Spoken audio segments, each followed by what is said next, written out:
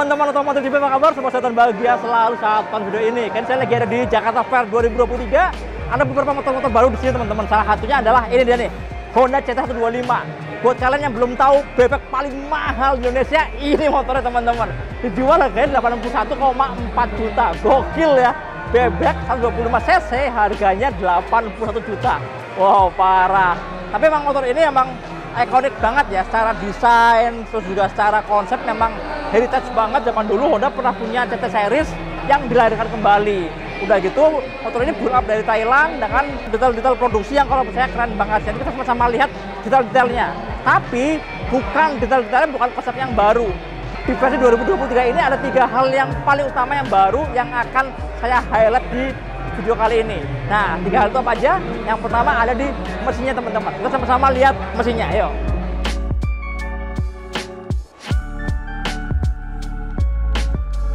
Oke teman-teman, perbedaan yang pertama adalah ini nih, mesinnya ada update ya. Kalau secara basic spek memang masih mirip-mirip kayak yang lama.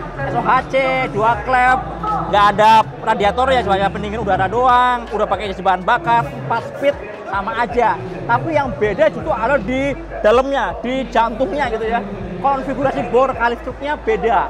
Yang sekarang ini dibikin struknya panjang banget teman-teman, 63,1 mm. Itu mirip kayak struknya Genio series ya, Honda Genio, Honda Beat, Honda Scoopy. Motor-motor yang struknya panjang, yang wirid banget. Nah, motor ini dikasih struknya sama juga. Struknya pakai 63 mm dan diameter pistonnya 50 mm. Kemudian kompresnya juga naik, sekarang jadi 10:1. Efeknya apa? Jelas dong, powernya naik teman-teman. Powernya naik dari 8,71 dk jadi 9 dk. Tapi bukan cuma naik powernya, peak powernya pun diraih di RPM yang lebih rendah. Efeknya apa? Nah, saya tempat ngobrol sama teman-teman di Astra Honda Motor. Ternyata mereka mau mesin barunya ini bikin si motor ini punya performa yang lebih responsif, lebih gesit. Jadi memang putaran bawahnya didukung sama stuk yang lebih panjang tadi, karakter yang dari putaran rendah sudah dapat tenaga maksimalnya. Nah, itu bikin secara akselerasi, secara respon jadi lebih bagus ketimbang versi yang sebelumnya. Kira-kira gitu teman-teman. Satu lagi, posisi bahan bakar juga diklaim sangat hemat. Di Jepang, motor ini diklaim oleh Honda Jepang bisa 63 km per liter. Wow, mantap ya. Kalau sekali full tank 5,3 liter, artinya motor ini bisa jalan sekitar 330 kiloan. Jauh banget kan? Mantap kan? Jadi biarpun pakai mesin yang nggak beda jauh sama mesin sebelumnya, tapi ternyata ada beberapa perubahan yang bikin karakternya berubah dan posisi bahan bakar juga bisa lebih hemat. Itu perbedaan yang utama. Perbedaan yang kedua ada di sini teman-teman. Nah, ada di sini nih. Ada di besi ini ya, besi pelindung depan ini. Ternyata di bagian depannya sekarang ada palangnya lagi, ada palang depan ini untuk menguat. Jadi kalau yang lama nggak ada kosongan, jadi benar-benar cuma di kanan kiri doang. Sekarang ada palang yang melintang yang bikin konstruksinya lebih kuat. Jadi kalau misalnya kena impact, kena batu atau jalan dari bawah, dia akan lebih kokoh gitu. Itu perbedaan yang kedua. Perbedaan yang ketiga adalah ini teman-teman, sobekan belakangnya. Sobekan belakangnya sekarang punya 7 setelan preload. Nih, ada 7 setelan preload teman-teman. Coba kalau di sini dipasangin di posisi ketiga ya, posisi standarnya ada di posisi ketiga gitu. Jadi kalian bisa memilih karakter yang lebih cocok untuk aktivitas kalian ya. Kalau misalnya kalian lagi bawa barang banyak, kerasin, lagi pakai buat sendirian, juga di jalan-jalan yang banyak off-road, diembukin. Jadi kalian punya opsi untuk memilih karakter posisi belakangnya. Oke, sekarang kita sama-sama lihat detail-detailnya teman-teman. Ini motor ini detail-detailnya banyak hal-hal yang unik-unik. Kita sama-sama lihat yuk. Oke teman-teman, kita sekarang mau lihat detail-detailnya. Di motor ini ada banyak detail-detail fitur yang kalau misalnya unik banget ya. Unik karena disesuaikan sama peruntukannya. Motor dia kan motor yang memang didesain buat perjalanan dual purpose ya. Kalau misalnya kalian mau mancing, mau kemah, bisa lah pakai motor ini. Oke, kita lihat dari bagian depan teman-teman. Headlampnya udah pakai LED. LED-nya mungkin buat gini doang ya tampilan luarnya, tapi dalamnya futuristik banget loh. Dia punya lekukan garis yang futuristik banget. Di sini ada DRL juga. Kemudian di bagian samping, lihat nih, pemegang headlamp ya keren banget kan, dibentuk kokoh gitu kan. Kemudian sobekan depan juga pakai teleskopik yang lumayan panjang teman-teman. Ini mirip kayak motor sport gitu kan, kayak motor sport. Kemudian sini juga ada karet untuk melindungi AC-nya ya, biar kalau kalian lagi main off-road nggak gampang kotor, nggak gampang bocor seal sobekernya gitu kan. Kemudian spatbor depannya, dia pakai spatbor plat teman-teman. Ini pakai plat nih, tong tuh kan. Ini plat loh, bukan plastik. Tujuannya apa ya? Biar kokoh lah ya. Ketika kalian main off-road, ketemu batu, ketemu apa, pakai motor yang bersih gini metal pasti akan lebih kokoh. Kemudian roda depannya dia pakai roda keluar dari IRC dengan kembangan yang semi off-road lah ya. Semi off-road gini bisa buat dual purpose gini. Ukurannya 80/90 ring 17, depan belakang sama teman-teman, gede bannya. Kemudian cakram depannya dia pakai display ukuran 220 mm dan udah pakai ABS. Ada ABS ini teman-teman, ini ada ABS di sini, ada sensor juga di sini, ada sensor ABS-nya ya. Dan ABS cuma satu channel doang, cuma yang depan aja, yang belakang nggak ada. Jadi kalau misalnya kalian mau sliding, mau bergaya gitu ya, masih bisa di motor ini karena yang belakang nggak ada ABS-nya. Gitu teman-teman, ini bagian depan ya, pengeremannya pakai Nissin. Udah kita lihat teman-teman, kita lihat sini ke area stangnya. Stangnya lucu banget nih. Jadi dia mendukung riding position yang tegak, sengaja dibikin tinggi banget ya, tinggi banget gini, sekaligus jadi dudukan buat lampu sennya. Jadi lampu sennya nempel di batang stangnya teman-teman. Jadi memang posisi yang unik banget yang nggak biasa. Kemudian kalian sini teman ke area kemudinya. Nah, di sini juga mirip kayak motorsport ya. Dia pakai racer kayak gini. Kemudian harus di atasnya, kuncinya ada di bagian tengah sini, pakai kunci model biasa kayak gini aja. Dan panel indikatornya sudah digital.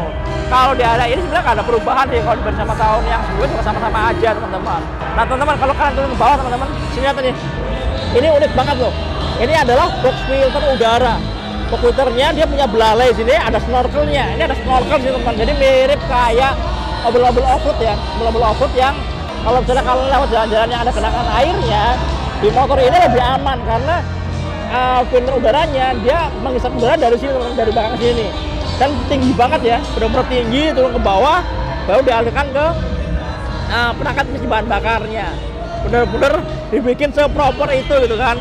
Kemudian ini nih, joknya cuma single seat ya, cuma satu jok doang di bagian depan yang lumayan empuk juga. Dan kalau kalian buka di bawah joknya ini ada tangki bahan bakar teman-teman. Nah, tangkinya kayak gini. Posisi tangki bahan bakar ada di sini teman-teman. Ini kapasitas bahan bakar sampai 5 liter ya. Kayak gini. Kemudian di bagian belakang ini ada backrack yang gede banget. Ini lebar, hampir persegi dan bisa untuk angkut barang sampai 20 kg beban yang bisa dibawa oleh motor ini. Gitu. Lalu bagian belakang teman-teman, bagian belakangnya lampunya juga unik ya. Mirip kayak mobil-mobil off-road, kayak motor-motor trail, lampunya kotak, lampu remnya juga bentuknya kokoh gitu kan, kelihatan sangar gitu. Dan kalau kalian lihat dari sebelah sini teman-teman, dari sebelah kanan remnya yang belakang ini nggak ada ABS-nya, tapi sudah cakram ya, dia pakai disc brake harus 90 mm. Kemudian suara armnya juga cakep teman-teman. Ini yang saya bilang ya, bedanya motor mahal sama murah itu ada di kayak gini nih. Detail-detailnya bagus banget teman-teman, kayak gini-gininya, tuan rapi banget. Kemudian ini knalpot dari knalpotnya sangat ditaruh di atas, mirip kayak motor-motor trail ya. Tujuannya apa? Biar ground clearance-nya tetap tinggi. Jadi kalau misalnya kalian main off-road aman lah, nggak nyangkut-nyangkut karena knalpotnya ditaruh di atas ini. Dan motor ini memang didesain hanya untuk sendirian doang, makanya di belakang nggak ada footstep buat pemoncengnya. Gitu teman-teman. Kemudian di sini ada stiker CT125 ya, ciri khasnya banget si CT, dan ini ada jejak kaki ini ya, kayak beruang gitu kan, menunjukkan kalau motor ini tuh kuat tangguh kayak beruang. Dan di sini ada logo. Nah nih, logo Hondanya juga nggak main-main teman-teman. Dia pakai logo Honda yang lama ya, Honda motor yang menurut saya kayak gini klasik banget. Dan ini wow, finishingnya cakep banget teman-teman. Jadi detail finishing kayak gini itu beda banget tuh sama motor-motor lokal buatan Indonesia gitu kan. Itu kayak baut-bautnya atau baut-bautnya nih, baut bodinya pakai baut L gitu kan, rapi banget detailnya. Itu kayak cover knalpotnya, cover mesinnya, wah mantep deh, cakep. Footstepnya juga cakep teman-teman. Jadi footstepnya ini ada karet yang bisa dilepas. Jadi kalau misalnya kalian mau off-road, ini dengan dilepas saja karetnya akan lebih nge-grip karena langsung ke besinya aja. Tapi kalau misalnya kalian pakai buat harian ya, pasangin karetnya lebih oke lah ya, karena bisa lebih meredam getaran. Kira-kira gitu teman-teman. Oke teman-teman, sedangkan untuk riding positionnya ternyata masih sama aja kayak versi sebelumnya ya. Motor ini lumayan tinggi karena memang tadi ya, ground clearance-nya kan sengaja dibikin tinggi juga buat keperluan off-road. Untuk kayak saya 155 cm lumayan jijik teman-teman. Cuma emang posisi berkendara santai, stangnya tinggi, joknya juga tinggi, empuk gitu kan. Kalau menurut saya sih ini motor yang ya layak lah buat koleksi gitu kan, karena secara populasi juga nggak terlalu banyak di Indonesia. Oke teman-teman, kira-kira itu di video kita ngomongin update terbaru dari Honda CT125 versi 2023 yang punya 3 pembaruan ya, di mesin, di frame rangka depan ini, sama di shockbreaker belakangnya. Kalau yang lain mirip-mirip sama-sama aja teman-teman, hampir nggak ada perbedaan sama versi yang sebelumnya. Paling cuma ini nih, warna backlightnya aja. Kalau lihat sudah warna merah, sekarang warna hitam. Oke teman-teman, kira-kira itu kebusukan kita. Jangan lupa tonton terus Otomotif TV, nyalakan tombol notifikasi, like, subscribe, dan subscribe. Sangat betul Otomotif TV. Sampai jumpa di video berikutnya. Dadah.